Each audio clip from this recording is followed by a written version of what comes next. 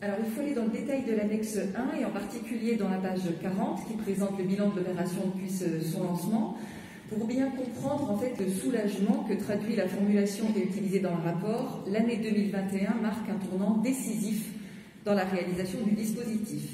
Parce qu'en effet, sur les 2 premières années, la situation était quand même assez catastrophique avec des réalisations annuelles qui se situaient très en dessous des objectifs initiaux.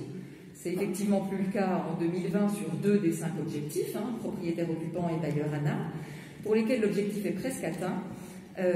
Toutefois, le potentiel estimé pour 2021 dans la catégorie propriétaires occupants s'effondre. Mais les 3 autres objectifs, eux, restent à leur niveau catastrophique des 2 premières années.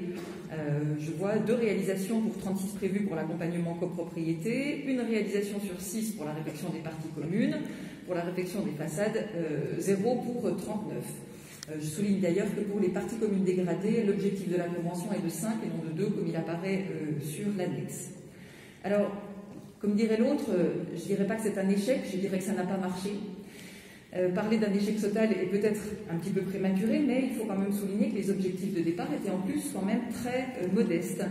Et cela devrait nous conduire à corriger sans doute le tir si on ne veut pas que ce quartier, le quartier des Vosges, de Jean Jaurès, continue à s'enfoncer dans la crise.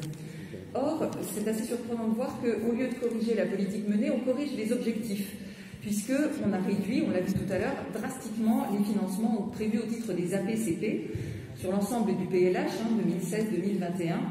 On réduit de plus de 2 millions les autorisations de programme, c'est presque une division par 2, alors que les besoins dans notre collectivité sont énormes. Et sur les 5 ans de ce PLH, on a réalisé jusqu'à maintenant moins d'un quart de ce qui était envisagé au départ.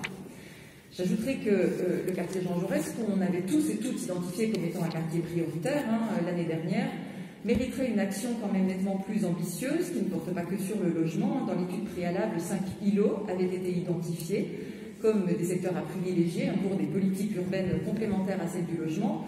On nous cite très rapidement à la fin de l'annexe l'îlot du Vélodrome. Qu'est-ce qu'il en est pour les 4 autres? Parce qu'il y a à la fois urgence sociale et écologique à changer de braquet.